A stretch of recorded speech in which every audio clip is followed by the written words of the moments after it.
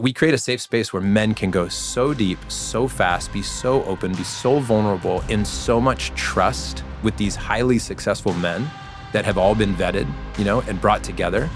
And I think that's what we do great.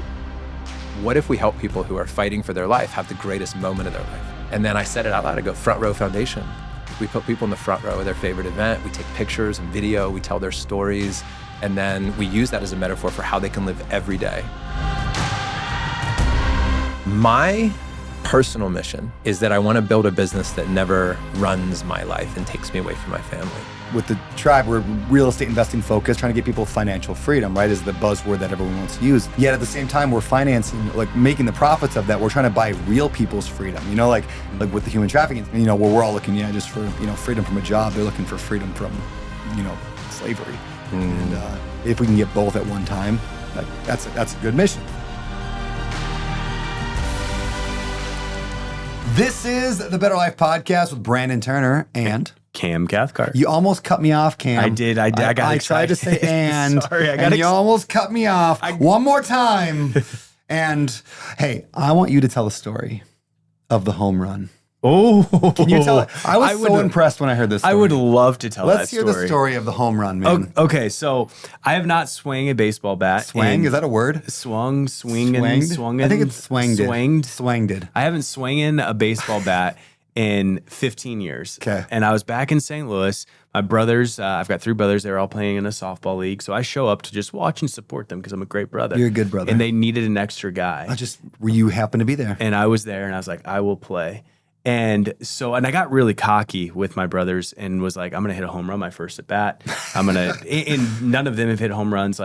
And so I put money on it and everything, step up to the plate, first at bat, and I hit a home run. That's amazing. It was the best. That was a Babe Ruth call your shot moment. It was one of the best moments of my life. And that's terrible to say, but it really was. I felt like impressive. A king. When I heard this story, my opinion of you went up just a little bit. Hey. So I feel pretty cool to know you. Yes, you should for hitting a home run in softball. Yes. League. All right. Well, congratulations. Speaking of home runs, this episode today is an absolute banger home run. So we're talking with a guy that I have been wanting to meet for a long, long time. I've been a part of this group called Front Row Dads for years now, and finally got to connect with John Vroman today. So John's our guest today. He is a phenomenal entrepreneur, but more importantly, he is an amazing father. And that's what he teaches people, is how to be family men with businesses and not businessmen with families. So he'll talk more about that today. Mm-hmm. But I loved our conversation. I think one of the things that he said that I absolutely loved, and we'll talk more about it in the podcast, obviously, but when he talked about when he decided to build this, he wanted to build the business around his family, not his family around the business. Yeah, I think that's super so important for so many people. Yeah, and by the way, this is not a real estate specific show. So if you're looking here for learning how to buy a duplex or something like that, there's a lot of shows that we have that are for that. This is much more geared towards you as a person, towards living a better life as a father or as a mother. It doesn't really matter which here, but how to be a good parent, but also a good spouse, a good friend, and a good business owner altogether. So John is also one of the most phenomenal question askers I've ever met. And you might not know what that means, but listen for the show for that section where we just talk about what is his favorite questions to ask people. There's some phenomenal ones in there. Yeah. And then, the age-old, well, it's not even age-old, the new age-old question, how do we deal with technology with our kids? We have a great discussion on that. Yeah, we're about to hit that with our kids as they get a little bit older. Yeah, it's fun, man. Well, with that said, let's get to today's episode. This episode is brought to you by our friends at TurboTenant and Ballpoint Marketing. These two companies are big supporters of the show, and they know how to work with real estate investors and help real estate investors grow their businesses. So be sure to stay tuned to hear how you can get discounts and free stuff from them both. And as you probably know, all the profits from this show go to charities of the guest choosing. So when you listen to the sponsors on the show and you work with these hand-chosen by me sponsors, you're actually doing good for the world. Now let's get to the show. John Vroman, welcome to the show, man. Thank you, brother. So good to be here. Yeah, you too. I'm excited to finally meet you in real life. This is the first time us officially meeting in real life. Oh, this is the first time you guys have met? Yeah, in real life. First time. Really? Yeah, so it's you guys a moment. Like you were old Old He chums. knew your I just kids' jump right into the names. hub. Yeah. I don't waste a lot of time. Yeah. I love it. All right. So, John, I know you as the founder of Front Row Dads. I know you have a foundation. I know you're a father of 2, Yes. husband of 1. That's right. And I know you have an absolutely incredible story. I want to get to that today. But I asked Qasim today, a mutual friend of ours. I asked Qasim, I said, hey, anything particular I should ask John about today? Because I know he knows a lot about you. And he said, you know what? He is, he's got a great story. He's blah, blah, blah, blah. And then he ended his text with this. Qasim said, John is the greatest leader of men I've ever known. So that's how I know you as. Wow. But take us back before that. Who was John Vroman? Well, I was born a great leader of men. Didn't require much work. Easy way. Yeah, this has been, I've been surfing through the just clean, crisp waves the entire time. Of course. End of the show. That was great, guys. I think that the most important part for this conversation and when people are getting to know me and my heart about my childhood and like what made John Vroman who I am today is probably the fact that I was extremely short when I was younger. Really? And I'm talking 16 years old, driving a car to school, and I was just shy of 5 feet, and I weighed about 85 pounds. Did you sit on My like, 9-year-old is about books? as tall as I was and weighs about as much as I do when I was 16, Dang, which is a real part of the story. And what happened was, I think I felt small and insignificant, and I think that as we've all probably likely explored a lot of, is our pain becomes our purpose. And so much of not being seen, not being witnessed, or feeling significant has been the driver of me wanting to see people deeply, wanting to help them feel witnessed and to experience the riches within them, because I'm really trying to survive my own childhood wound in doing so. So I think that's the biggest part. And I think the second part of that ingredient would be I grew up in a military family. Dad was a Navy captain. My parents are awesome. They're still together to this day. They're incredibly kind and centered people. They're just like awesome parents. The challenge I experienced growing up in a military family, as you might imagine, is just moving every 2 or 3 years, which was also a gift because I just really got to, I figured out how to reinvent myself all the time. Like my connection to reinvention started very young. Every time I moved to an area, I'm like, I could be whoever I want to be. And that just transcended into my adult life as well. So I love transformation. I love helping people evolve, and I love seeing them and meeting them where they are. And I think that's what my childhood brought to my adult life. Where were you raised? Like right now, all over, but what kind of places have you lived? So it's always fun to tell people that I was born in Japan, but I moved when I was 5, so I remember very little, but then mostly East Coast. Do you call yourself Japanese? Yes, I was confused until I was about 7 as to why I wasn't Japanese and why I didn't speak Japanese. But I love that was part of my story. Yeah. Like it just felt, and I think this is like you bite onto little pieces that make you feel significant or different, and that was one of them. But mostly an East Coast kid, Virginia, Maryland, Pennsylvania. Yeah. So just moved around, and then we were in New Jersey for a long, long time when I worked with Cutco, and then ended up in Austin about 8 years ago. How'd you end up in Cutco? Cutco has produced so many great entrepreneurs, but how did you get all my friends over here? Yeah, on your we've got a whole dude. stack It's of like books of Cutco guys. Yeah. I mean, the story is I was 18 living in Virginia Beach, and my buddy's mom came home and was like, I saw a sign on the side of the road. And he said, oh, it's probably a scam. There's no way I'm calling. It was an ad for whatever $1 per hour, but it was significant. And I said, I'm going to go check it out. I went and did the interview. And, 14 years later, I was an executive with the company and traveling the world and meeting some of my best friends. It's a truly remarkable company because it's really a personal growth company. I mean, they do it so well. These young 20-something-year-olds reading intensely, figuring out how to manage their calendars, motivating each other, challenging each other, and they're driven. Yeah. And it's cool. I think Cutco in the 90s or early 2000s is kind of what solar and like pest control is now, where you're door to door. Because I've seen so many incredible entrepreneurs and leaders come out of the solar and the pest control, the door-to-door sales. They're crushing it because they have to manage their calendar. They're talking to new people. They're learning sales. They're incredible. And Cutco was that 20 years ago. Yeah. Yeah. Yeah. I feel so, I feel so passionately about that company, and I'm such an advocate for them that if Tiger, my 14-year-old, wanted to experiment with that, man, I would fully, give him a green light to go to do that. Yeah. Not one of those like, yeah, I did that, but I'd warn everybody not to. But it's like some of my best friends, Hal, John Berghoff, Vroman, all these guys, and literally lifelong friends to this very day. My best friend, John Kane, all through my 20s and 30s, he was, I worked for him, and it was that type of environment where I could be best friends with the guy that I was reporting to.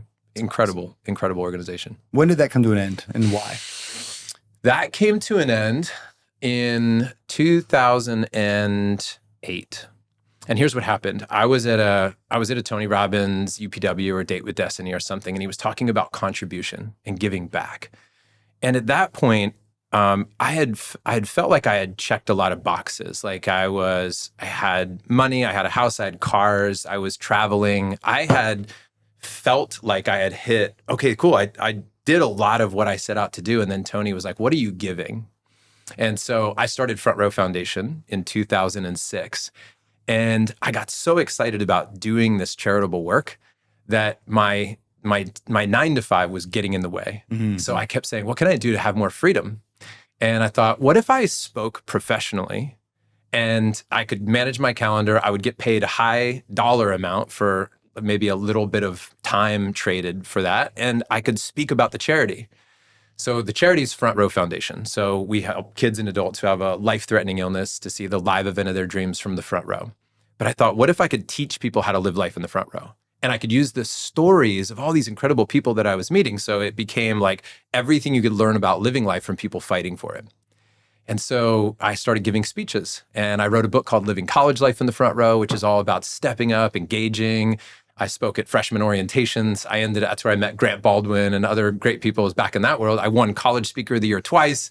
And then I just went on to speak to corporations, and eventually I'm getting 20, 30, almost 40,000 a speech. Wow. And I'm doing all of what I wanted to do, speak about the charity. So that's really what I'm doing. I'm telling stories about the charity. So I have a for-profit and a nonprofit arm, and they're working in harmony beautifully together. Where did the idea of Front Row Foundation come from? Like, why was Jason that? Mraz concert. Oh, no. I was sitting at the back of a Jason Mraz show, and I'm looking at these people in the front row, and they're having the time of their life. Mm-hmm. And then I was in the back, and I could really see moments of my life where I was a spectator and not a participant. And I have like this love-hate relationship with dance, and it's like I'm getting into like my childhood wound here, and also a traumatic part of my marriage is my wife wants me to dance, and I don't love to dance. Like I'm opening up some. We can go there too because it's actually really important. But I had a difficult time expressing myself. I had a difficult time taking up space and feeling good about that. Mm-hmm. And I saw these people in the front row just singing and dancing and being expressive and loving their life. And then I saw me in the back, kind of tucked away, wanting to disappear into the back of the experience. And that was it, just that one moment. And then I was on a training run. I'm tying a few big pieces together. I was training with a buddy to run an ultra marathon, a 53-mile run. And we were running, and we said, let's raise money for something. Like this is, let's do something for charity. And then it was like, well, if you started a charity, what would it be? I was like, well, if I started a charity, I think I'd want to marry my deepest fear with my greatest love. And he goes, well, what are those?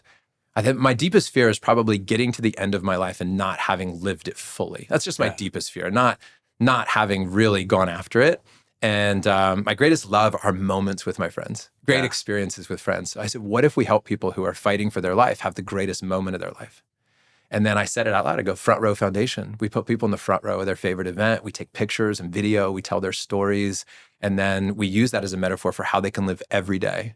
This like get engaged, be fully alive. That's where it all came to be. And that was the start of the charity. And then we raised, we got friends together for a weekend party. We ended up raising millions of dollars, helping a lot of people. And it was cool. That's cool. Do you still do that? I mean, the Front Row Foundation still running? It was until last year. Okay. And the reason that this is actually a very important part of the story, is the reason I closed that chapter was I always built that charity as a place where I could contribute. Mm-hmm. And I didn't set it up in a way, and this is my learning, of where it would be able to live on past me. It was me and my friends doing great work. It was just something I wanted to do. I didn't start it with this idea that it would carry on, and we didn't build it that way. It was just me and my friends doing stuff we loved. And then as a dad, I realized I needed to give more of my time and attention to my family and a primary mission, which was Front Row Dads, which felt like a great contribution to the world. And so saying no to the charity was my way of saying yes to my family and yes to this current mission of Front Row Dads. And so we closed the chapter last year. All right, man. Yeah. Well, it's super cool the work you did there. I mean, I know I've heard a lot of the stories that have come out of there, and changing Very lives. proud of it. It's very, very cool. Speaking of charity, one thing we do on the show is we donate 100% of the profits from the podcast directly to charities of the guests' choosing. So, John, where is the money from this episode? All the profits we make, where's it going? Oh, well, you know what I would love to do? I would love to find a charity, and if I can come back to you with an answer, because I thought about this. I want to find a charity here in Maui that I could support your community, but I don't know what that charity is yet. It might be one of yours. We do have a might group be something you started, but I feel like honoring the island. Yeah. And I would like to figure out what that is. And so on our drive to Hana tomorrow, I'll talk with Tiger about it, and then we'll ask around, and I'll want to make him part of the decision, and then I'll come back to you with what it is. Love it. Well, yeah, something to support Maui. I would love that. So happy to do that. With that said, let's cue the ad. All right, so I look down at my phone and I see this text. You need to call me. Your house is on fire. And I sat there and I'm looking at the screen and I'm wondering, is this some kind of a joke? The guy who sent it was a tenant I had been trying to evict for months, and he hadn't paid him forever. He had trashed the house. I mean, it was disgusting. And the guy himself was, pretty darn unstable. Now, of course, I call him after that text and it goes to voicemail. Great. Now, a few minutes later, I get a call from the fire department. Yep, my first ever rental house was burning down. So how did I get myself in that situation? Well, I didn't screen that tenant. I put in someone I thought would be good, and he was until he wasn't. Now, this is over a decade ago, and since then, I've learned how to properly vet a tenant. And that's through Turbo Tenant, which makes screening for both background and credit really, really easy. But it gets even better. Turbo Tenant also helps you market your rentals to dozens of the largest sites, including apartments.com and Redfin. You can create custom leases that cover all your rental laws, and you can even use Turbo Tenant for your automatic rent payments. All of this for less than the cost of your Netflix subscription. Yeah, I know, crazy. Save time, save money, and save your sanity by using Turbo Tenant. And because you're so darn cute, you can use the code Brandon10 to save 10%. So check it out at turbotenant.com/betterlife. Hey, so many of you have heard me tell that story about how I bought my daughter Rosie a fourplex, like a rental property, the week she was born, and how we put it on an 18-year, mortgage payoff plan so it'll be paid off when she graduates from high school. So essentially, my tenants are paying for Rosie's entire college. Now that's pretty awesome, right? Not to mention, it's also making almost like $1,000 a month in cash flow. That's double awesome. But I don't think I've ever shared really exactly how I found that deal. So here it goes. I found it through direct mail marketing. And here's how. I simply built a high quality lead list of a lot of names and addresses of potential sellers, and I sent out a whole bunch of mail to every person on that list. And then I talked on the phone to a ton of people, and then I finally got one person that was interested enough to sell me the property, and I got a deal at a great price. So building that giant lead engine like that, it works, but it takes a ton of time, knowledge, and effort, which can really slow down an investor's growth, which is why I reached out to my friend Ryan with Ballpoint Marketing. I asked him to sponsor this show because they're the best at doing everything that I just talked about. They're literally going to help you build your entire lead engine. You're going to get a one-on-one call where they're going to help you figure out what you want and then build your lead list for you. Their robots are going to handwrite the postcards with a real pen, which is super cool. They're going to send them out, and they'll even answer the phone calls for you. Plus, they'll help you track it all inside of a CRM that they create for you. I know, it's crazy awesome. And it's going to help you land way more deals consistently. And because you're awesome and because you listen to this show, you're going to get a discount when you tell them that I sent you, or just use code Brandon when checking out with them. I love Ballpoint Marketing and officially recommend them to all my friends and masterminds. So if you're ready to kick your deal flow up a notch, getting more quality leads without pulling your hair out, just go to ballpointmarketing.com/betterlife. Or just shoot me a DM on Instagram with the word ballpoint, like one word, ballpoint, and I'll hook you up with them directly. All right, man. Let's move on. I do have a question about the building the charity thing. As somebody, so the Better Life Tribe, which we're building, we have 1,000 members, very similar to actually Front Row Dads, which I'd love to pick your brain on all this stuff. But, 100% of our profits for the entire tribe are going to the fight against human trafficking. That's the charity near and dear to my heart. It is incredibly difficult to build a community, and especially one that is a, nonprofit or at least, charity-driven one. What lessons did you learn in your charity building time that would benefit a guy like me or anybody listening who's trying to build some kind of nonprofit or some kind of charity, trying to do good to the world? What did you learn during that time? Tell stories. I think, telling stories is so much at the core of enrolling your donors or your supporters, whatever it might be. So everything became, how do we tell the story? And the story also really honors the person and the family of whoever you're helping and serving. So it's the sweet spot, for me. And then I think it's like most things, it's any for-profit or nonprofit, it's aligning with great people. Yeah. I mean, rarely do I find that's not the answer. It's just like, get with great people. It doesn't matter how many times, like with Tiger, and I meet with all the quote unquote uncles that I try to put in his life. It's almost always the answer to people that people give Tiger when I ask, hey, what advice would you give Tiger about how to live well? To do good in the world. And they say, just surround yourself with amazing people and do good things. And so I think that's at the core of what made it work. Yeah. Awesome. I know that's not as I say it, it may not be like the most fulfilling answer because it may not be something new and profound, but it's like that was truly, what was the core. Yeah. And the more clear we could get about why what we did was so important, the more clear we got with our messaging. Like in Front Row Dads, the minute we landed with, family men with businesses, not businessmen with families, 8 out of 10 people who start with Front Row Dads will say, I heard that. And I was like, that's my tribe. Yeah. That's makes sense to me. So things in Front Row Foundation, like, everything you can learn about living life from people fighting for it, or some of those very succinct, we were talking earlier prior to recording about how words and how people package them. Yeah. And Kelly Flanagan, a good friend, and I think he just takes these big ideas and he makes them so simple.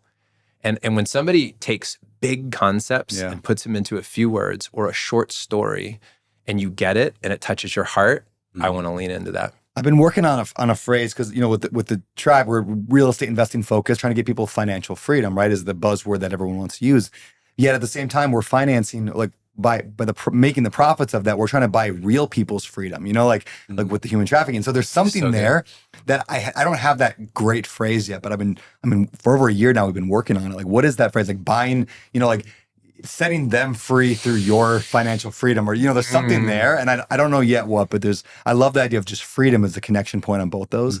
And, where we're all looking, just for freedom from a job, they're looking for freedom from slavery, and if we can get both at one time, like that's a good mission. So that's what we're working on it. I also want to honor you for that work.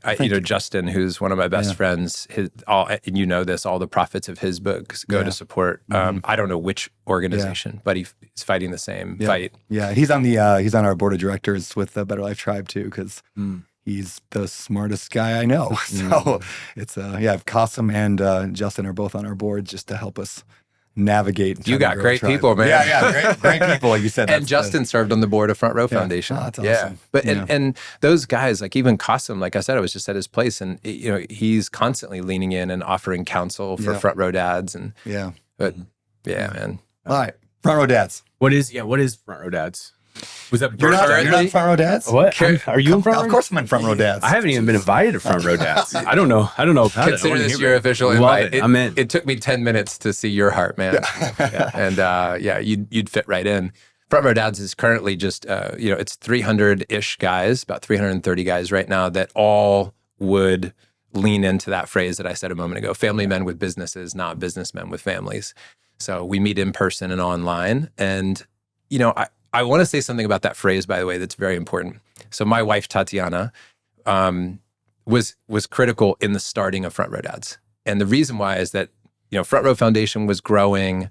I was speaking at the height of my career, just landed the biggest gig, the biggest audience ever.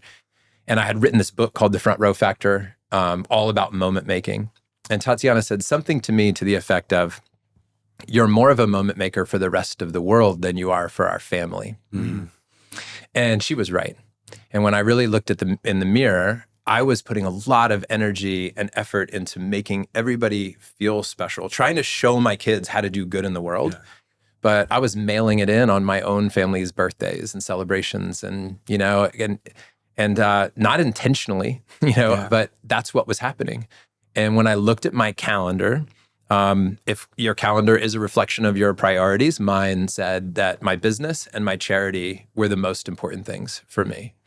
And I remember being at a party and somebody had asked me what I did.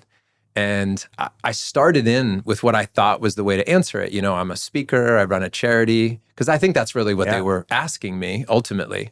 But I stopped myself and I said, you know what? I said, I'm a dad and a husband, and I do some other stuff. And they went, that's awesome. And they lit up. And I went home and I felt what that was like, to be a dad and a husband and then do some other things.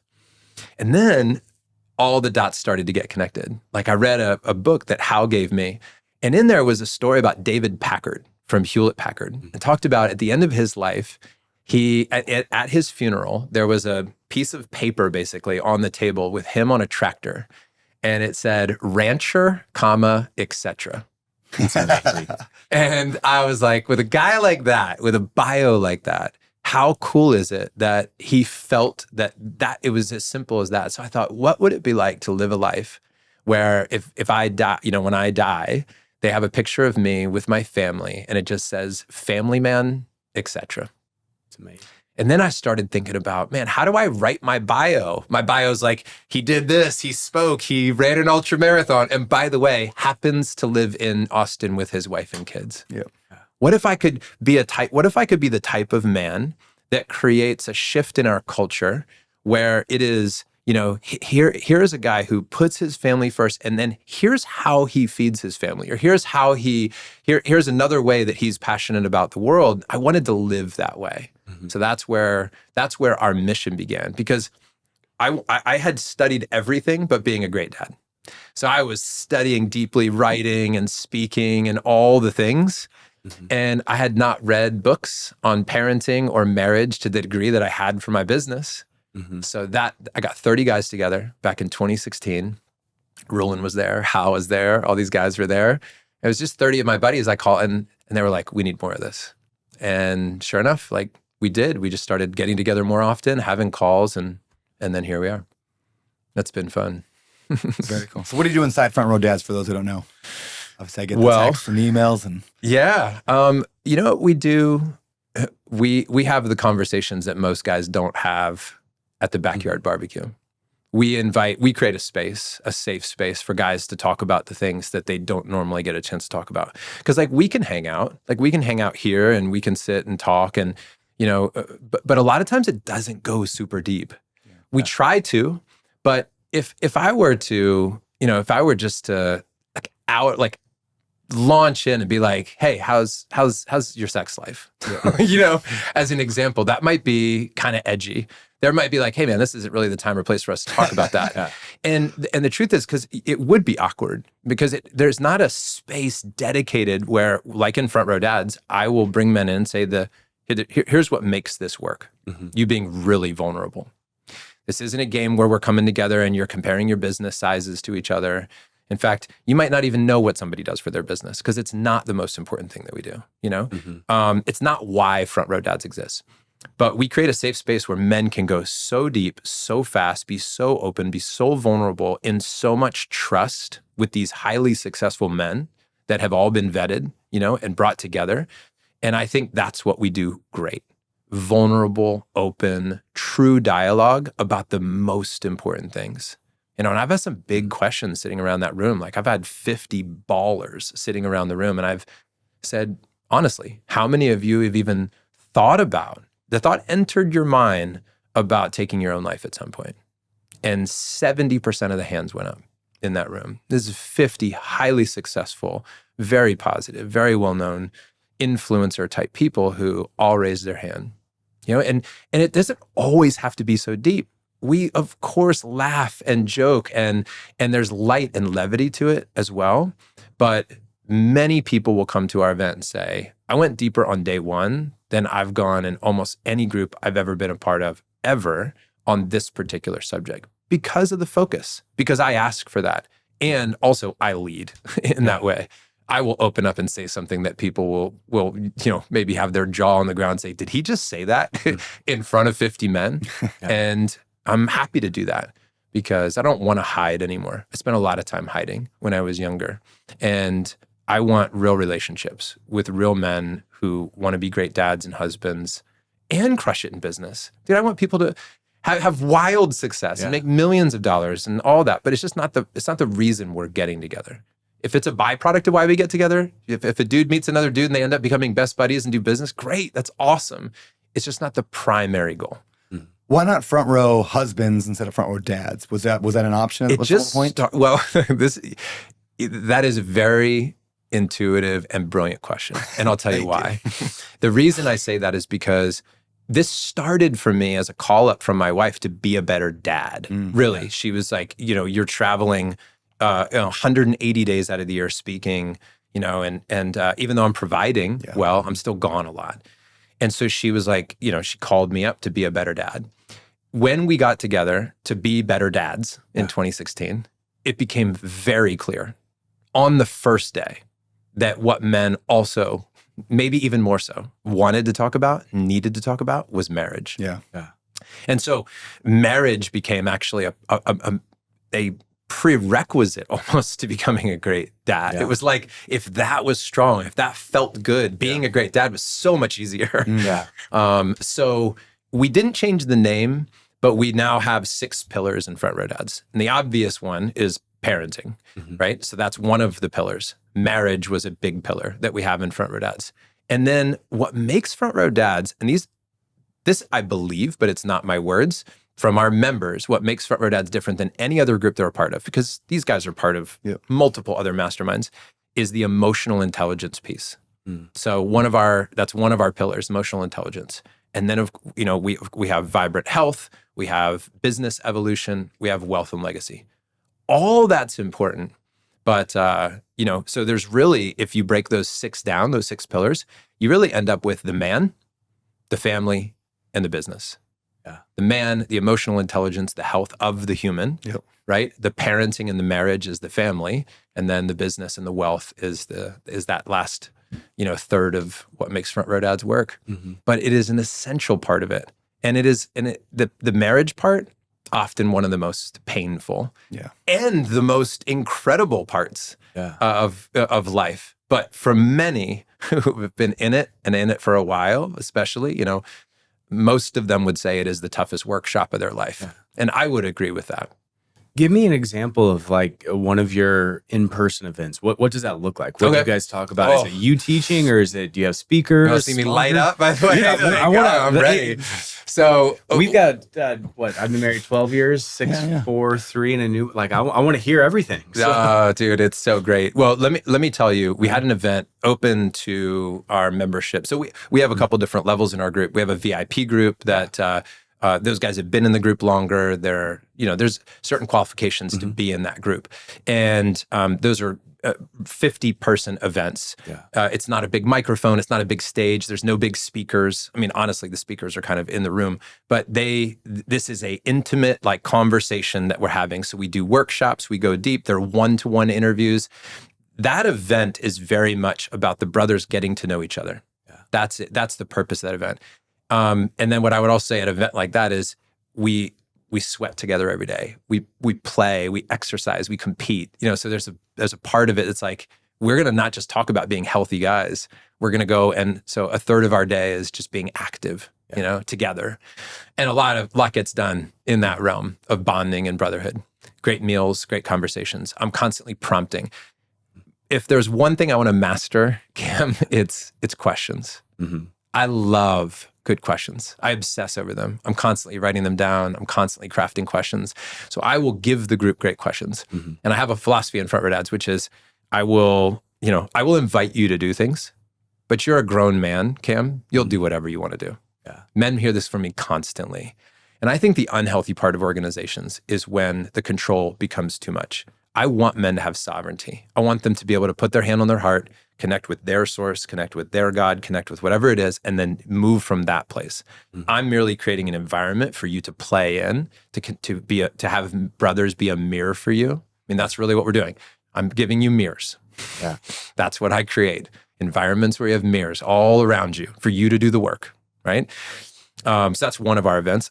We just had a big event in December that I was going to talk about. Opening night, my buddy Stefanos Sifandos, one of the top men's coaches in the world, lives in Austin. He's great if you don't know his stuff. I said, Steph, will you come in and lead breath work on night one? So imagine this, 135 guys show up. They have no idea what's happening. They basically get a name badge. They walk into a room. There's 135 yoga mats. They sit on the ground and I say, welcome. I create a safe container. I tell them the rules, confidential. Here's what we're going to do. Lean in. Let's go. And Steph, I hand the mic over to him. And for 2 hours, he led these guys through a deep, deep breath work.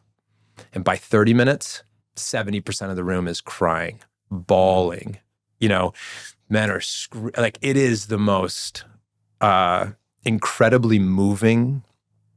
One of our friends, I won't tell who because I don't have permit. Well, actually, no, he said it. So Hal stood up and in tears, he was like, I realize I've never fully loved myself.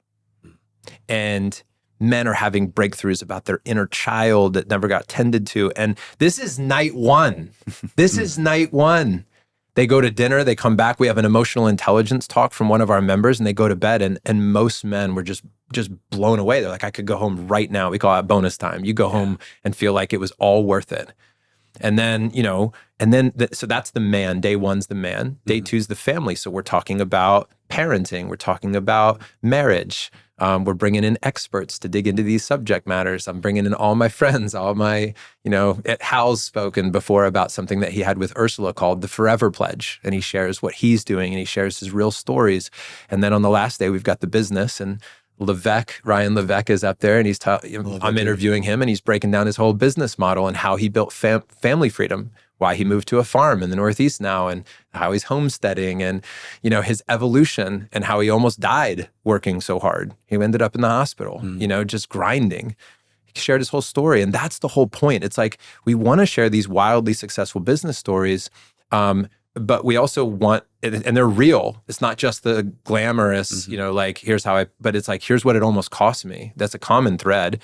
And then men will get together and talk about all of what they're hearing. They'll have conversation. That's the biggest thing. This isn't a sit and listen to speaker after speaker after speaker. It's the only reason the speaker there is to create vulnerability, create prompts for conversation, and then men will get together and they will talk. And they will discuss their own life. That's the most important part. And then Brian Johnson, who wrote Arete, closed us out because he's a great dad and he lives in Austin as a friend of mine. So that's what it is. It's just me bringing people in, sparking great conversation and going from there. That's what Front Row Dads is. Great conversation with authentic men. Where do you want to see that go? What's your vision? Dude, you know what I want? I wonder if you'd have guessed this would be my answer, but here's what it is. My personal mission is that I want to build a business that never runs my life and takes me away from my family. That's the biggest thing. I know that may sound crazy. It's not a metric that, that somebody'd write about in a book that, how to set this huge goal, but it's the truth for me. That is the primary mission for Front Row Dads, is it actually serves my world, my family in such a way that it doesn't take away. So that's the primary goal. I think that the natural evolution of the thing, the brotherhood, the community, is like, if it's healthy, it will grow. I can't stop it. Yeah. Hal's my number one recruiter and Justin's my number two recruiter. Qasim's like the number 4 recruiter. It's wild. I can't stop it. I can't stop men from coming in. And it's going to grow. It has been growing year after year in the healthiest way. And I hope one day, all right, I get pumped when I say this. I want to create a club, a brotherhood, a community with my buddies that Tiger could join, that Ocean could join, and I would be proud of. Like I go, if I created the healthiest men's community for my children to enter, what would that be? Because I'm going to basically spend the next 10 to 20 years doing that I would want them to be a part of, you know? And that your daughters, that if your daughter married somebody who was a front row dad, you're like, oh, it makes me feel so good. Because I love what that tribe is about. I love what that group is about. I love the quality of the men. And that to me is when I know we're winning. I want it to go beyond me. I started this and I told people from day one, I go, I'm not the guru. I'm not the expert. I'm not the person giving advice. I'm going to interview the people. I'm going to tell stories. I'm going to connect men together. That's my goal, is connect men together. So I don't want to become the guy that you become constantly coming to for advice. I want to create your community. Yeah. The wisdom's in the room, always. In our community, the wisdom's in the room. I'd love to focus in on something you said there that I love that you said. Basically, like, I want to build a business. You're starting with that constraint. I want to build a business that doesn't take over my life, right? When people don't put like guardrails on their life, their cars just fly in all directions, right? It's like Parkinson's law says work will expand to fit whatever time you allow for it. And so I would say the vast majority of anybody who starts any business whatsoever has never thought, what are those guardrails? Like, what are the bounds? And you'll, like, you know, as we learned in like the 4-hour work week, Tim Ferriss, like, you'll fill whatever, you know, if you give yourself 4 hours to get a job done, you'll get it done in 4 hours. That's where the word came from. If you had a gun to your head, 4 hours to get your work done, you get it done in 4 hours. So I think more entrepreneurs need to think that way, is like, these are the non-negotiables. Yeah. Like, I will not let it take my nights and weekends. I will not let it do this. Like, it will not consume my life.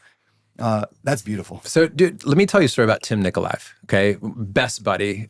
So in Front Row, I'm going to connect a couple dots here. First of all, Justin got into mobile home parks because of Tim, right?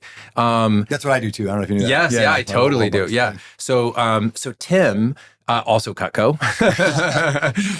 Tim basically, you know, bought enough parks long ago to retire at 27, you know? And he's like, I just want to be a dad. And so he did. And he literally bought his freedom. He has 5 kids, and he's awesome, like an incredible human. He is in my band. Bands, you're gonna love this as a musician yourself, right? Yeah. So in Front Row Dads, we have bands. My band is, you know, Hal, Justin, Tim, and a guy named Dane. That's my band. So we meet every month for 2 hours. These guys have changed my life in the most profound ways. I mean, Hal and I go back long time. Like, you know, this is 20 plus years that our relationship goes back. Same with Justin. Our band has been together for about 5. And Tim's very smart in business. I was like, hey, but what about Front Row Dads? What are we going to do? What does this look like? I need some coaching and counseling. He sat me in his living room or in his office, or in a big dry erase board. And he goes, what do you want your life to be like? He goes, I don't even want to talk about business until you tell me what you want your life to be like. What do you want your weeks to look like, your days to look like? How much do you want to work? Because then we'll build a business that you're excited about.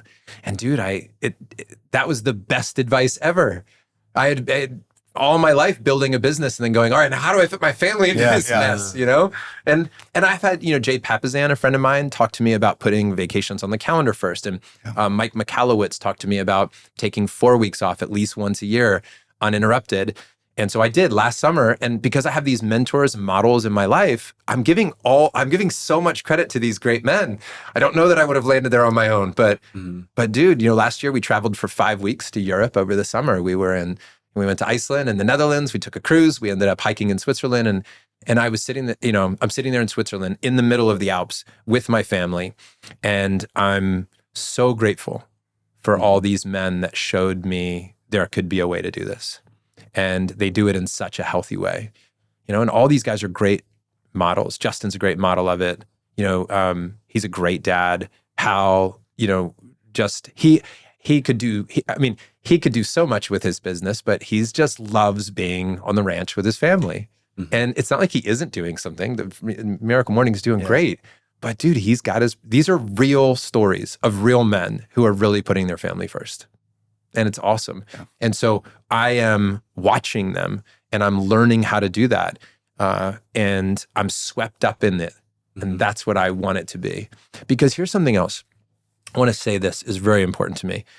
The dad thing in our society, in many ways, is a joke. Literally, it is a joke. If you Google dad space, watch what fills in, it is literally, it's all a joke. But dad wisdom, dad strength, dad leadership, like the word dad has become a joke in many, in our TV shows, in our movies. It's this bumbling idiot who can't do anything.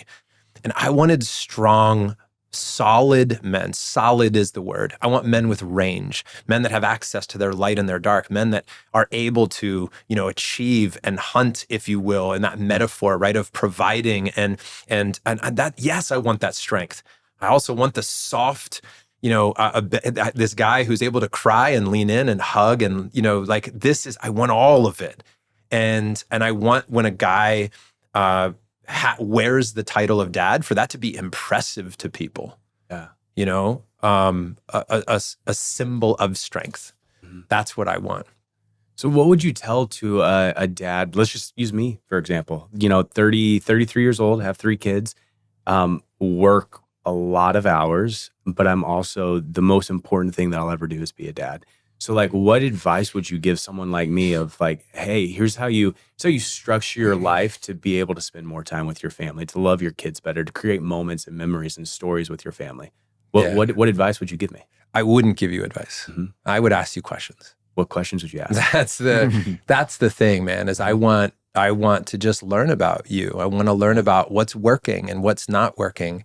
So what questions, if you and I were sitting down and the goal was, hey, John, can you help me to understand more about myself? Then I would start with, what do you want? What's your vision? And also, what do you not want? I'd want to know, what do you want? What do you not want? I'd want to know what you care about. I'd want to ask you about your values. I'd say, what's important to you? I'd want to also, I want you to tell me stories about people. Because I think this is sometimes when you ask somebody about themselves, they don't know as much, but maybe they're just running a blueprint, a program, something that somebody else told them, something they've believed for a long time, but maybe that's not actually it. But the minute you start asking people about other people, you start to get some truth, which is cool. One of my favorite things to do is I'm at a party, I will say to somebody, if I want to get to know them, I'll point to somebody else. I go, tell me about that person. What do you see right now? Because really all they're doing is telling me about them. Yeah. That reminds me, I read in a book the other day, Brianna West, I think was her name, popular author, but she said, if you ask somebody, what drives you nuts about somebody else? Yeah. Their answer is always what they hate about themselves. It's I hate how they're always late. Truth. Yeah, I hate that I'm always late. Yeah, so I'd want you to tell me stories about people you respect and you love. Tell me about Brandon. What do you love about him, man? What about his life, aside from the beard? That's what I would want to know, Yeah. So, tell me, when let's start with the premise of the question. Yeah. What is it that you think you're searching for in searching for advice? What is it that you're longing for? Oh, I want to be the best dad in the world. That's my number one goal in life. I love my kids so much. And how do you feel you're doing now? I feel like I'm pretty good dad. Yeah? Yeah. When you say pretty good dad, what does a pretty good dad do? I provide well. I spend more time with my kids than I spend a lot of time with my kids, and I love that. I absolutely love that. Every morning we're going on a walk on the beach. Every night we're going on a walk on the beach. But I want to, they're young right now, and I want to continue always evolving and learning, how do I raise my kids to be incredible human beings? And really what at the end of the day, my biggest goal in life is for my kids to say that their dad loved and cared about them more than anything else in the world. Yeah. So, Cam, how are you at tending to your own inner child? Inner child? I've got a mullet. I mean, so really well. Yeah, so I've got it down. Is that something you've explored? What do you mean by that? Yeah, you're 8-year-old inside. Here's an example. Ready? How old is your oldest? 6. Okay, cool. So who's Cam at 6? Cam at 6, man, that's a fun question. I loved to adventure. Yeah. I loved to adventure. I was curious about everything. I love to meet people. I love to talk to people. I love to build things, figure out the way things work. I could be going all day long, learning, seeing new things. We lived on a farm, so we lived on 700 acres. And when I was between the ages of honestly 6 and when I got into high school and started playing sports, we would, on weekends, my mom would kick us out of the house in the morning and we weren't allowed to come back till dinner. And after school, growing up on weekdays, we would get home from school and my mom would lock the doors, and me, and I had 3 brothers that's one's a year older and then 2 are twins that are a year younger. And we would just go out. We'd have 4-wheelers, paintball guns, baseball bats, we'd just go out and play. Yeah. And I loved that. How in touch are you with that version of yourself now? How easily can you access that? Not well enough. I feel like work does get into that. Like one of the things that I want to learn so bad is to learn how to surf. I love learning new things, and I'm not able to do that with work. But I've also have realized like you give and take. There is, at least in my mind, where it's like, if I learn to surf outside of work, that's taking away from hanging out with my kids. So it's things like that. I Do guess. you have an enough number for yourself? Like how much is enough? How much success is enough? Money is enough? Do you know what that number is? I don't. I don't know that, and that's a great question. My wife and I talk about it all the time. We're probably to a point where we're close to being financial. I mean, we are financially free, but to live the life that we want to live forever without having to make a lot more money. But I also, going back to that inner child, I love building things. I love, like, I was the rallier, and when I was 6, 7, 8 years old, I'd get all of my friends together and I'd rally them and I'd cast vision and create culture within that. And so I love that about building businesses. And so I do love working. Good. Yeah. That's awesome. I find that to be a great dad, often we think we're raising kids, but my experience and what I've seen in other men is we're really raising ourselves. Yeah. So a lot of times it's like, what are we going to do for our kids? And of course, there are some things as a father, you got, food, shelter, there are some basics, right? And yes, you want to show up with lots of love. But a lot of the work to be a great dad is to be working on yourself that's what I've experienced from the greatest dads that I know. Yeah. And so the measure of that is this. The measure is that you know the answer. You'll know if you're being honest with yourself, if you're being truthful, if you're working too much, if you're allocating your time and your attention in areas that aren't great, because you should work. Like you should have a passion. Your kids should see that. And how much of that is what you think you should be doing versus what you actually want to be doing, right? Because you went to an event and somebody told you that the number should be this, or you saw other people with numbers that are whatever it is. You might not need that or want that or whatever it might be for you. But if you put your hand on your heart and you look within, you find the answer. That's the biggest thing. So how to be a great dad is a lot of this. It's a lot of asking people to help you see more of yourself. And the more you see you, the more you see your kid.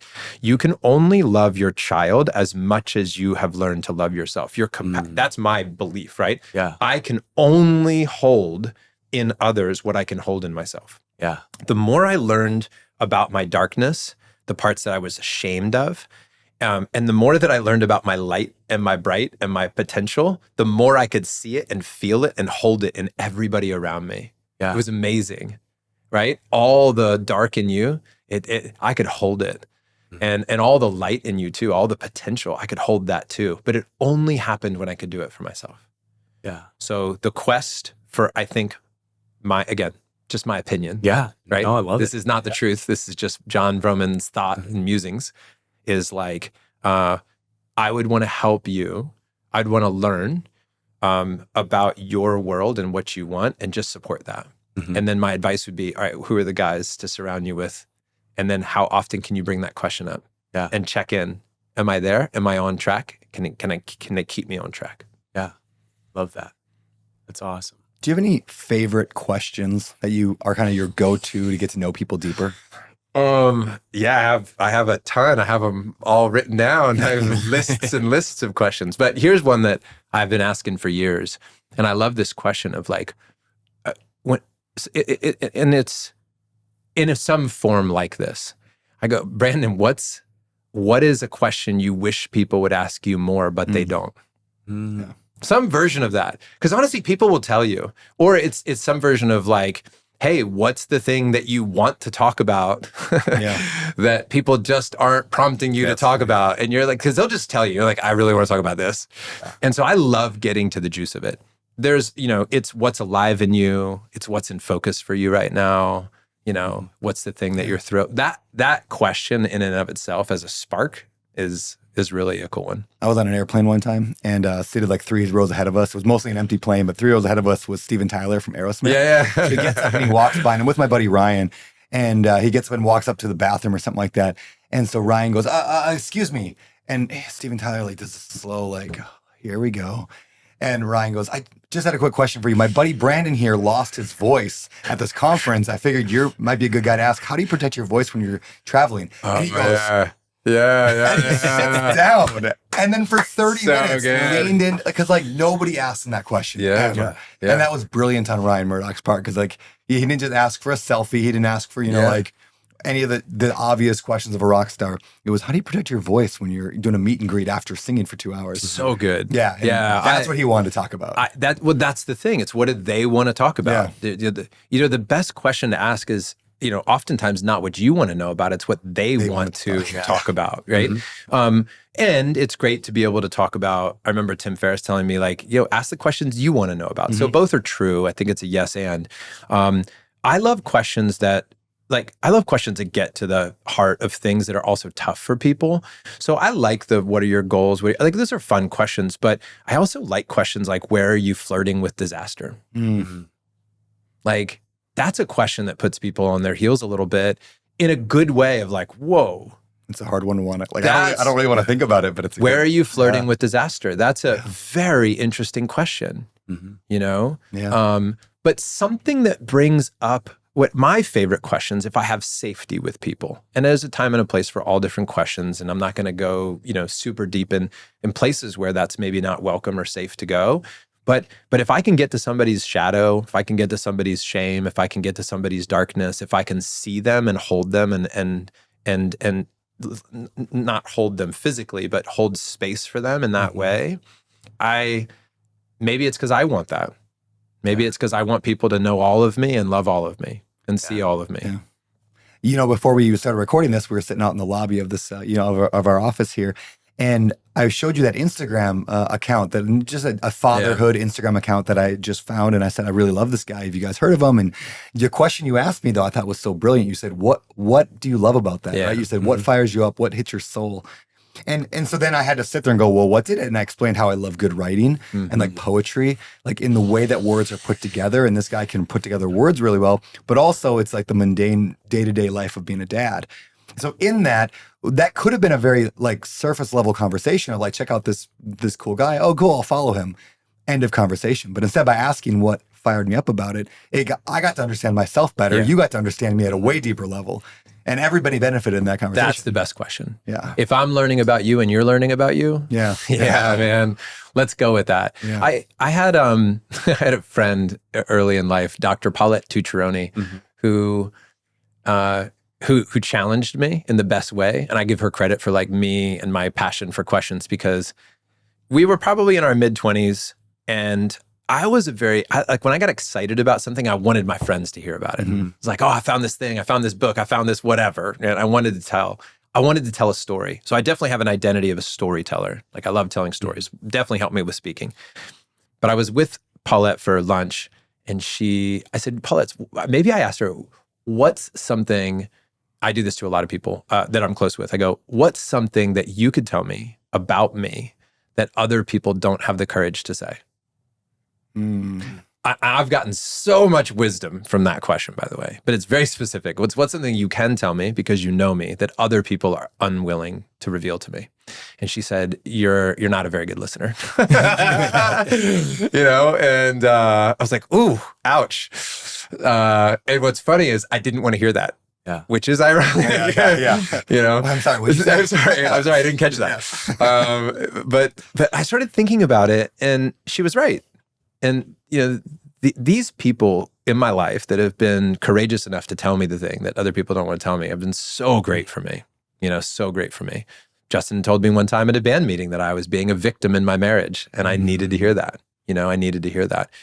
But anyway, I went on a mission. I'm like, I'm going to be the best damn listener. I'm going to ask the best questions. And honestly, that has not stopped for, 25 years. I've been on that mission for 25 years. And it has served me so intense, in such big ways. So the greatest compliment I will ever receive is when somebody says, and you said this earlier, you're like, that's a great question. I'm like, oh, talk about like what lights me up. Yeah. If I ask a question and somebody's like, that's a great one, I'm like, yes. Like I could live for this, all the time. I want to be that for people, because what it gives for them, what it gives to me, and what it opens up in our friendship. Yeah. Where have you struggled as a father the most? Whew. We should bring Tiger in. We should ask him. Where have I struggled as a father the most? Let me think about this.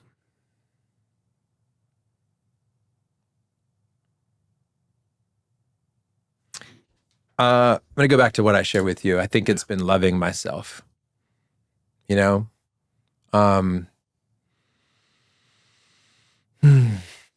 because when I don't accept me, when I'm trying to prove my worth to the world, when I'm out there grinding to be enough, and so much of the charity work that I did do was like me trying to be a good guy. Like, please just see me as a good guy. Please look at, I'm not even sleeping. Like I'm sacrificing. Look at how much I'm sacrificing. Look at how much I'm suffering. That's how good I am.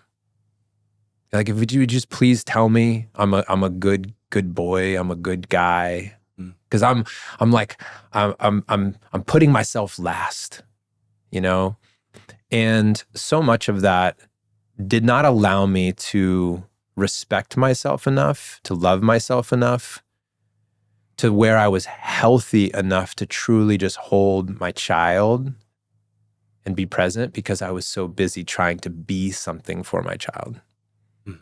And I think that that's been the hardest thing is that piece of just acceptance and love within me. Because when I do, my connection to my kids is like, it's unreal. But it all begins with me. So that's the hardest part. It's like, that's what takes me away from my kids. When I get wrapped up in me, when I'm fighting with my wife, and my energy's all wrapped up, I take that energy and I put it to the kids. They ask me a question and I'm really, I'm quick with them. They didn't do anything. Yeah. I just brought all this energy from over here. So my greatest challenge is regulating my own emotional state. It is my nervous system, has been my greatest work. And everybody will tell you this that knows me. It's no secret. I don't hide anything. Emotional intelligence for me is the hardest thing. And do you ever read No More Mr. Nice Guy? No. Okay. A fantastic book. It is like deep work into what has ultimately been my life story. This nice guy, people pleaser, but I didn't understand boundaries. I didn't understand how to have a boundary. And I used to think boundaries were like, look, I'm going to put this thing here so you know where my boundary is and you don't cross it. It's so you can behave differently. That's why this boundary exists. But I've learned recently in my life, meaning like in the past several years, that my boundary is for me. You can cross it. My job is to act differently when you do, right? I get to choose to be different. Has nothing to do with you. Boundaries are for me. And nice guys don't have boundaries, right? Nice guys don't have boundaries. And then what I am is I'm nice, I'm super nice. And then I'm resentful. And then I blow up and then I'm angry. And it's because I don't listen to myself. It's because I don't honor myself. I don't see my value. And I'm constantly like, are you okay? Are you okay? Whatever you need, I'll sacrifice. Again, it's like, and I grew up with a dad who I remember talking about money with my dad. And again, I'm not throwing my dad under the bus. Amazing human, right? Like he, as a military man, self-made millionaire, just disciplined, saved, etc. And, but my dad would say, I'd be like, oh, do you know so-and-so gave away so many billions of dollars? And he goes, yeah. But how much does he have left? And is he really suffering? Because I don't think giving is giving until you suffer. And I just was like, I locked in on that. And so in my life, I just felt like I wasn't giving unless I was suffering somehow. Mm-hmm. But what that led to was burnout. It led to like physical problems for me, my blood work showing that my body was inflamed. And I'm like, like real serious stuff because I didn't honor myself. So that's it. It's self-love is really what it is. Emotional intelligence. Ocean is how old? 9. And Tiger is? 14. How are you navigating the world of technology? You can't play in the digital world unless you can show me you can win in the physical world. Explain that. So I don't mind film and media and what we visually can see, or a video game. I think they're all fascinating and can be really cool. Where I lean in and where I put up guards and where I have rules is on how much and what it does to their nervous system. So what I mean is, Tiger will tell you he is allowed to have screens as long as he can show me that he is winning in the physical world. Meaning, are you strong? Are you fit? Are you healthy? Can you talk to adults? Are you emotionally regulated? Can you learn? Can you do all these things that I think are so important to have a mind, body, spirit health about you? Mm-hmm. Cool. Then let's go watch a movie. Yeah. Cool. Then let's go play a video game.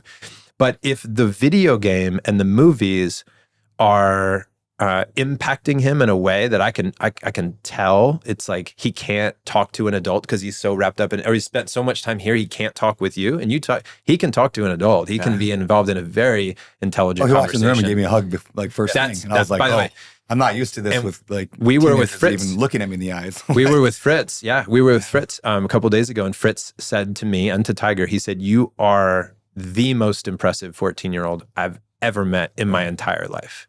Tiger is absolutely capable of asking great questions, great conversation. Like, he is an impressive person. He's in a 100 push-up challenge every day where he's doing 100. Awesome. Like, and all those are great. And he also loves Fortnite, which mom, by the way, didn't let him have Fortnite until he was like, it was like almost a year and a half ago. Really? One of my favorite things that you've said so far is when we were talking about the charity, and you said, I want to talk to Tiger about it, and let him, be a part of that decision. I think that's just so cool. Because how old is he? He's 14. 14? Yeah. Like, including him in on those I things include him in so much. Why I wanted to bring him here, I wanted him to meet you guys. I wanted him to be around, again, the uncles that he gets to like ask questions to and learn from and witness and watch. And like, this is the real schooling for him. Yeah. But by the way, did you notice that just before we started, he came in and asked me for more screen time. So he's 14, he's going to be able to drive, but I still monitor this because I think that's really, really important. Did you read The Anxious Generation yet? No. Oh God, dude, this is like, this book is rocking the world of a lot of people in our community. It's really good. Jonathan Haidt or something like that. The Anxious Generation. You'll find it. But so incredibly powerful about when you should introduce a smartphone and when you should introduce technology and what type. With Ocean, he cannot do any of YouTube, any of that. He can't. His nervous system goes bonkers. So he is on a no screens, Monday through Friday, 2 hours on a weekend where we'll do a movie, but I don't let him watch YouTube unless I'm with him. And it's like Mark Rober or something, who's awesome if you don't. So there is some good stuff, but most of it is like who he is after 2 hours of YouTube is a different child. And I have another buddy in Front Row Dads who's like, he has a teenager. He said, I took her phone away for 2 days. She was a completely different human. Wow. I think screens. I put my phone away for 2 days and I'm a different. By the way, I think screens are the most problematic part of childhood right now. It is a very difficult landscape to navigate, but in this book, The Anxious Generation, he's doing a great job proposing real solutions about what age, how you do it, what schools are doing right now, that what's working, what's not. But it's got to be a tool. Yeah. And the thing is, for me, I put my own regulations on stuff to manage myself. And I can't expect that a child is going to be able to manage this very addictive world without some support. Yeah, my son is only 4, but he just got introduced to Super Smash Brothers on like, Nintendo Switch, which I've had a Switch for years, never pulled it out. Finally, he saw a commercial. So I pull it on, I'm like, let me show you how to do this. I'm going to brag for a minute. I'm really good at Super Smash Brothers. Like Nintendo 64 was my thing. Brag, but I'm really good. The first game he played, he beat me. Is that right? At 4 freaking years old, he beat me. He just has that knack that scares the hell out of me. Because I'm like, oh no, my kid's a gamer. I would never, because I was not a gamer. Like really, like that was my one game. And it freaks me out now, like how into it he is and how good he is from the minute he touches a video game, how incredible he is. And I'm freaked out. And I'm like, I want to give it to him because it's so much joy. I see the joy in his heart and his mind. He just loves it. And I'm like, it changes him after about 2 hours, like you said. The biggest thing is it healthy? As a dad, you've got to be able to put your hand on your heart and know and be honest with yourself, like, is it healthy? And some of it is. Playing video games with my kids could be really healthy. Bonding time. Yeah, it's like so good bonding time. Even with Tiger, like Fortnite. So he loves Fortnite.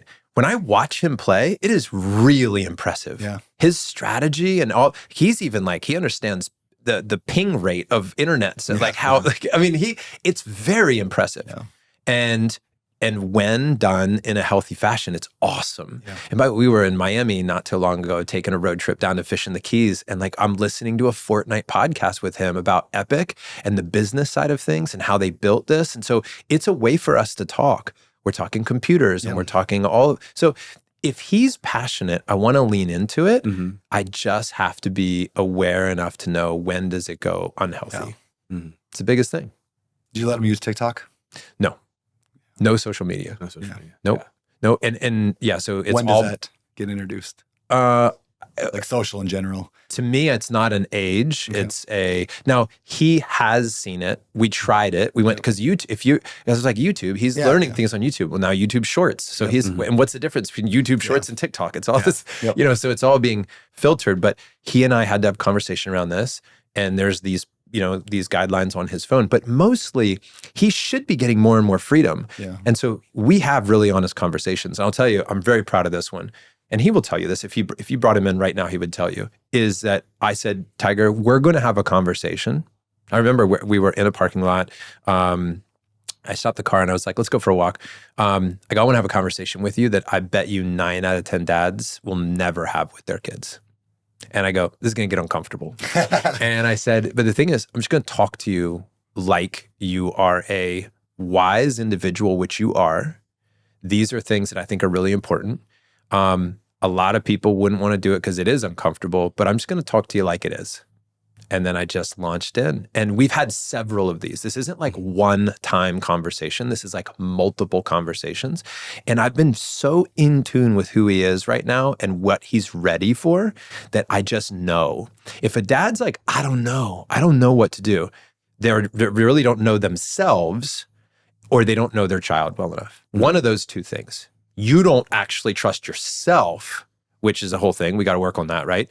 Or you don't know your child well enough. You haven't spent enough time to know what's the right thing to do. Because when you know your child and when you know the answer, right? And I know the answer with him. So like I got to this place where I said, hey, you can curse in front of me all you want. And he didn't abuse it. But like I go, we're at that part. Like anything you want to say, it's fine. I'm going to curse in front of you probably more because I'm just going to loosen up. You can curse in front of me, but that was like an appropriate thing for us in this moment.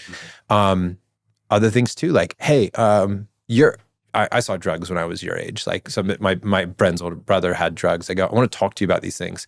And I just talked to him like normal, like nothing, it's not awkward. I'm just like, and it really doesn't become awkward because I just say it, and all sorts of things like, hey, by the way, porn, let's talk about this.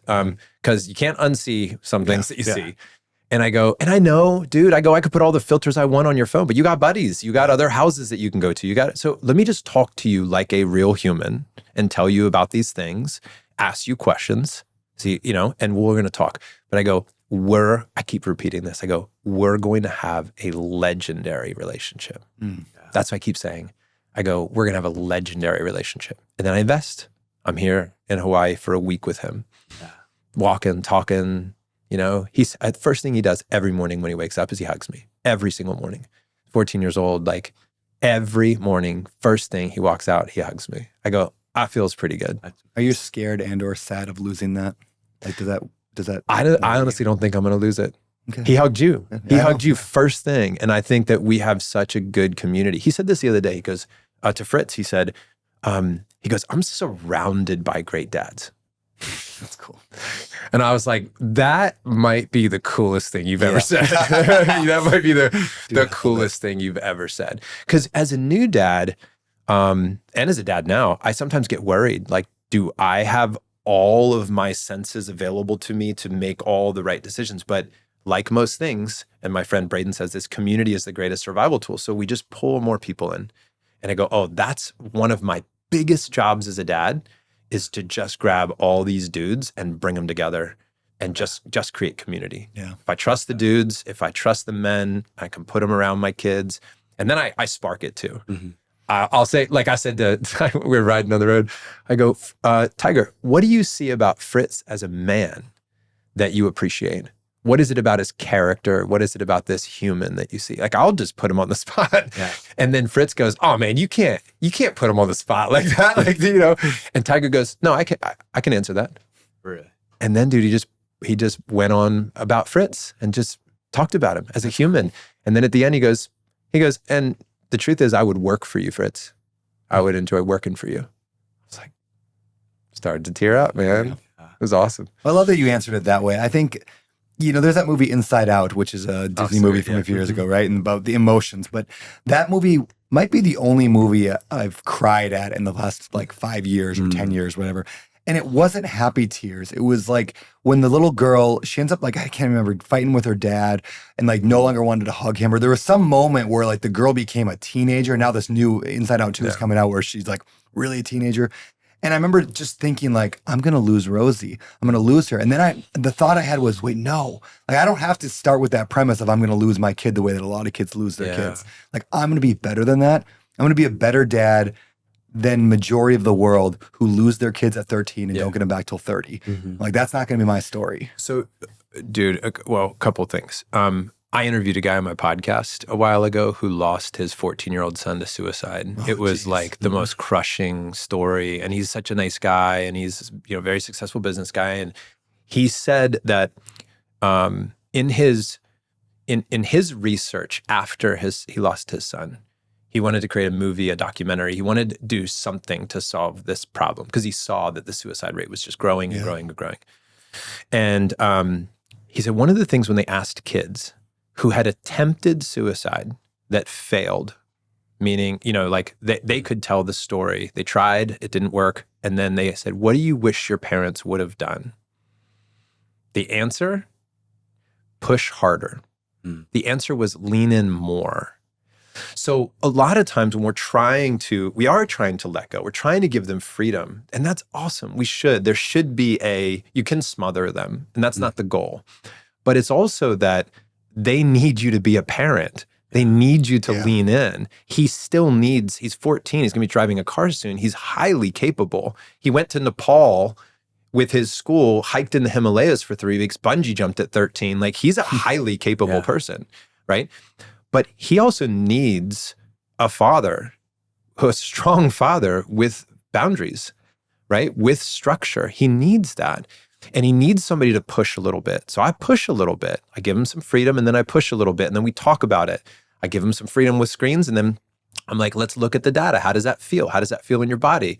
Yeah, you can eat a bunch of sugar, but let's talk about how that feels. Oh, and then I get and then I control things. No, we're not going to do that now. But it's constantly a game of figuring out how to push and when not to push. But I do push, and that's the thing, in a loving way. I'm because I care about you so much. I'm going to lean in. Love it. All right, man. Well, we could talk forever, but we got to start moving toward the end. So we got a few segments here All we'll right. get through. Next one's called the 3-2-1 pivot. Okay. The idea of a pivot, your life's going one direction and something stops it and makes it go just a pivot, a little bit of different direction. So I want to talk about 3 books that have changed the direction of your life, 2 people who have changed your life, and then 1 quote. So we'll start with 3 books that have changed the direction of your life. Okay, 3 books. Ultra Marathon Man by Dean Karnazes. This was the book that started, this adventure, this first ultra marathon. Yeah. Dean, Have you done one? do you know his story? No, I know nothing. Yeah, I did 3 ultra marathons, but Dean, he's crazy, multiple records, world records, in running, and it was just human potential. I wasn't even a runner when I read the book. It was just about what we were capable of doing as humans, like when we put our mind to it. Because he ran like multiple marathons back to back to back. He ran once 225 miles at once. Like I was so enthralled by the human potential story. Yeah. So that book was really, really big for me. What other book would I want? I have a lineup of 10 books. I'm going to pick from those 10. Essentialism by Greg McKeown. Yeah. That book, I remember reading in Amsterdam in a coffee shop, and the idea and the ability to prioritize, cut things out, say no to a guy who loves to say yes, the people pleaser, John, and I want to make everything matter. That book was very important for me. I would say that was critical. And then what's another book that has helped me? I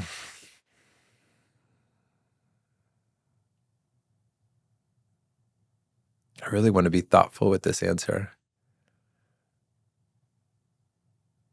You know what I'm going to say, but not for the reason you think I'm going to say it. I'm going to give some love to Hal in The Miracle Morning, because Hal, this is not a story that I share very often, but Hal was writing The Miracle Morning when we were both getting into speaking, and we talked about writing the book together, and I bowed out of it. Really?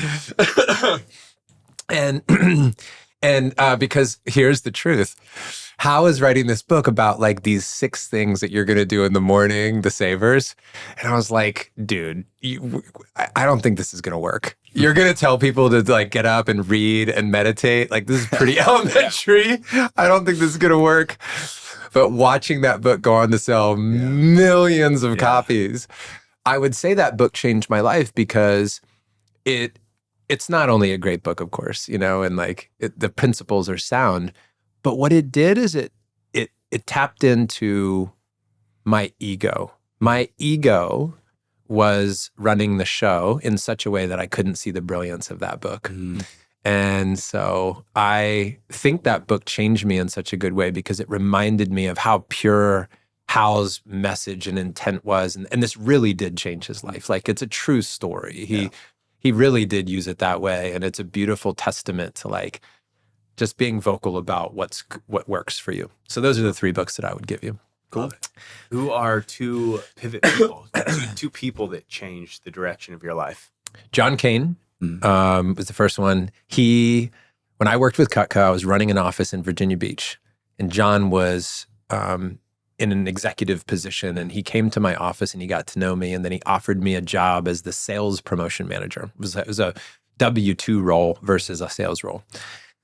John saw greatness in me in a way that other people didn't.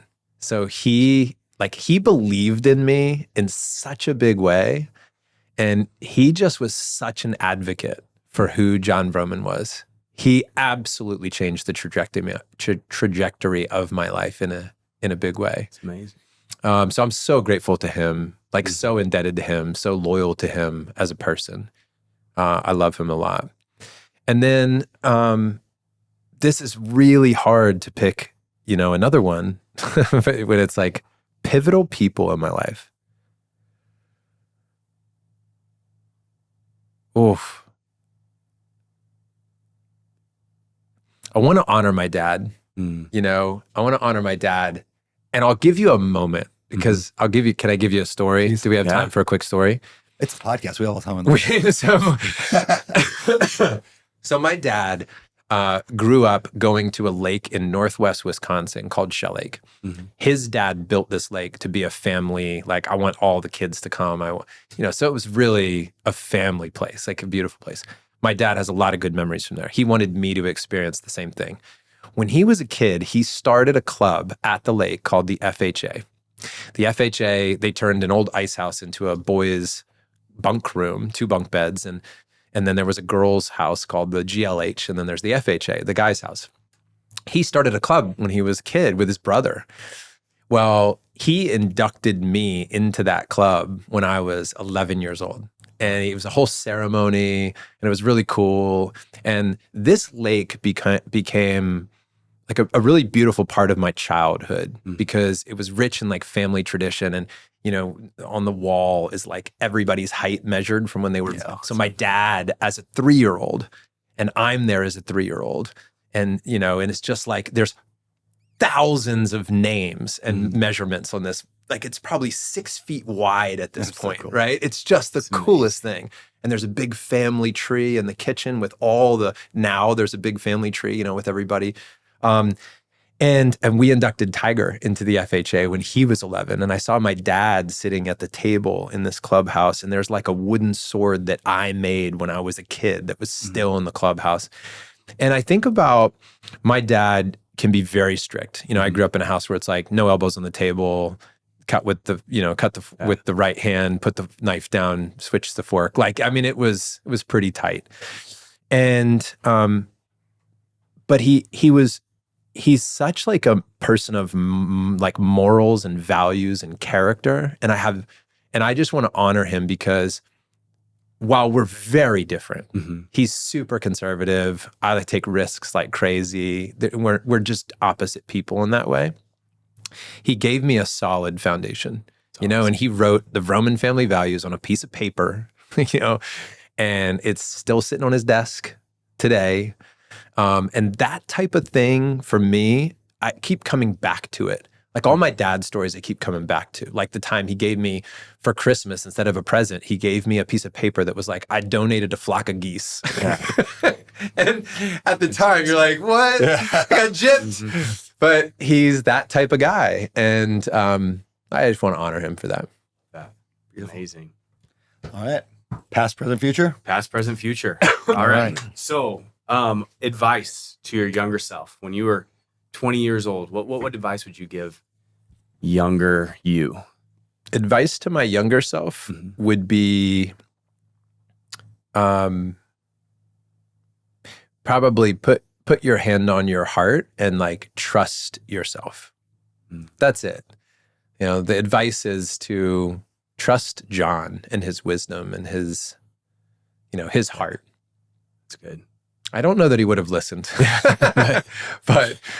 but if I can, and the truth is, and this is actually really interesting, Cam, because it goes back to what we were talking about. You can do that. We have our Front Row Dad logo, which I don't think there's a guy holding up a child on his shoulders, right? Which is a play off of the Front Row Foundation logo, which was, right? So then it was like, how do we help our kids to be fully expressed? Yeah. And somebody at our last event, he said, oh man, the logo, I always thought it was a man holding up his child. But I'm like, well, what if you have multiple kids? And what if it's like, it looks like a boy? What if it's a girl? And he goes, I was always conflicted. And he goes, but it hit me at this event. He's not holding up his child. He's holding up his own inner child. Oh. And he's lifting up his inner child. And that to me is, that to me is the biggest piece, is like, how do we honor ourselves? So in other words, I can't go back and give advice, but I can. Sometimes I'll be like, my 8-year-old's running the show. My 8-year-old's throwing a temper tantrum. My 8-year-old wants love from my wife and I'm not getting it, some attention or whatever. And that's who's driving the car in that moment, is my 8-year-old. But I'll be like, hey man, it's okay. Yeah. The 48-year-old John is here. I got this. You can relax, And so there is a way for me to go back and give myself advice and tend to that person and listen to that person and see that person, because I ignored him a lot too. That's great. Very cool. All right, let's go present. What is something right now you're doing to live a better life, to improve your life this year? Hanging out with you two fools. No, it's Best answer ever. it's traveling. It's spending time with my kids. I mean, it's truly being what I want to talk about. It's putting family first. The time with Tiger is like, dude, I feel like the best guy this week. Yeah. You know, this is making a difference in my life in the best way. I love for Front Row Dads to keep growing. I love for the revenue numbers to keep climbing. Sure. Like, yeah, that's all great. But dude, today, waking up with him, body surfing in the ocean, going and having lunch together, bringing him to meet you guys, I really mean it. Like this, it's leaning into my family. It's leaning into my community. And honestly, all that's possible because I'm leaning into myself. I love myself more now than I ever have. I trust myself. I trust my yeses and my nos right now more than ever. I trust myself in any environment, with any person, in any conversation, more than I ever have. You know, and that certainty comes from a very grounded place, not an arrogance or a cockiness at all. It's I just know my heart. And trust me, I'll act a fool. I will say stupid things. I'll get out of control. Because I have an 8-year-old, a 15-year-old, a 22-year-old that runs the show sometimes. But dude, I can access my 48-year-old wise adult. And I love that right now. I love who I am right now. It's rocking the boat a little bit for some people, by the way. Because the minute you start having a lot of love and respect for yourself, you don't always tolerate the same things, the same dances with other people. And that's scary for them. Yeah. I'm experiencing a little bit of that right now. Yeah. All right. So speaking of Tiger, 50 years down the road, 100 years down the road, when you're gone, what do you want Tiger to say about you to his kids? Yeah. I've asked him this question and I've asked him recently, like about us. And I want him to say some version of, my dad really saw me. My dad really saw me for who I was, and he loved that. He loved the core of me. I want him to just know that, like, I accepted this beautiful heart that he has, and all of what's included in that. That's what I hope he says about me. You know, that ultimately I loved him. And dude, you know, I had a group of guys together at one point, and I was like, if there's one thing, I had them all try to summarize it, that you want your kids to know. That's it. You got one sentence. If there's one thing as a dad, and they all wrote independently and then shared their answers, it was almost all the same. Some version of, I want my child to know that they are connected to God, right? They're connected to source. They have what it takes, that they are loved, that love was within them. And in some way, that's all ultimately the same thing. That they are good inside, they are a good person, they are God, connected to God, they are source energy, they are just this beautiful light, and they're capable and they have what it takes. Like all they need is within them now, type of deal. That's ultimately what everybody had said. So if he says some version of that, then love it. All right, man. Let's wrap things up. First of all, what are you excited about? What's coming up in your life, business, et cetera, that you can talk about? Excited about, man. What am I excited about?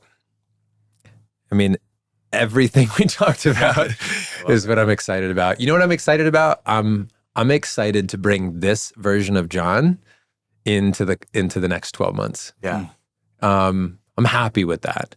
So I'm really excited. Like, business is great right now. You know, my relationship with my kids is amazing. My relationship with my wife is a little strained right now, a little bit because I'm doing a different dance. that's causing some friction.